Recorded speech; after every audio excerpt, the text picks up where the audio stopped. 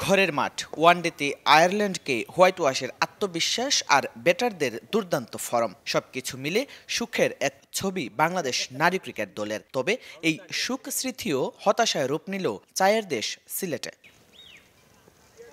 ক্রিকেটের সংক্ষিপ্ত সংস্করণে র্যাঙ্কিংয়ের বিবেচনায় আয়ারল্যান্ডই যে এগিয়ে সে পরিসংখ্যান মাথায় নিয়ে মাঠে নামে লাল সবুজ। তবে সিলেটের ব্যাটিং বান্ধব উইকেটে যে এমন অঘটন ঘটবে তা হয়তো মাঠে নামার আগে কল্পনাও করতে পারেনি জ্যোতি নাহিদারা। প্রথম টি-20তে জয়ের সম্ভাবনা জাগিয়েও হুচট খেতে হয় বাংলাদেশ নারী ক্রিকেট দলকে। সিরিজে টিকে থাকতে জ্যোতির দলের জয়ের কোনো বিকল্প নেই। পরের ম্যাচেই ঘুরে দাঁড়ানোর লক্ষ্য তাই পেসার জাহানারা আলমের। আমরা খুব আশাবাদী যে 4 জন রানের ছন্দে ফিরেছে, একজন আগে থেকেই ছিল এবং আমার বিশ্বাস যে তার সঙ্গে যদি আরও 2 জন যুক্ত হয় তো 6 থেকে 7 জনের মাধ্যমে আমরা এই ব্যাটিং ট্র্যাকে আমরা অবশ্যই একটা ভালো রান চেইজও করতে পারবো এবং অ্যাচিভও করতে পারবো যদি ফার্স্ট ইনিংসে ব্যাটিং করি। ইনশাআল্লাহ ট্রফি আমরা লিফট করবই। প্রথম টি-20 হারলেও ম্যাচের আগের দিন সিলেটে অনুশীলন করেনি বাংলাদেশ দল। তবে প্র্যাকটিসে নিজেদের ঝালিয়ে নিয়েছে আইরিশ নারীরা। সিরিজের প্রথম টি-20তে গেভি লুইস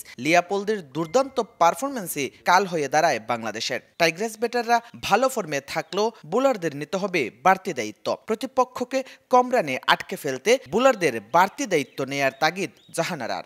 টি-20 ফরম্যাটটা একটু ডিফারেন্ট, আমরা সবাই জানি। এখানে আসলে বল বাই বল আপনাকে টার্গেট করতে হবে, ফোকাস করতে হবে। হান্টার, গেবি, পল এবং সো আমার মনে হয় যে এদেরকে যদি আমরা কুইক নিয়ে নিতে পারি বোলিংয়ে তাহলে আমার বিশ্বাস যে খুব ইজিলি আমরা ওদেরকে লো টোটালে আমরা বুক করতে পারবো। 3 ম্যাচ সিরিজের দ্বিতীয় টি-20তে ঘরের মাঠে জয়ের লক্ষ্য বাংলাদেশ দলের।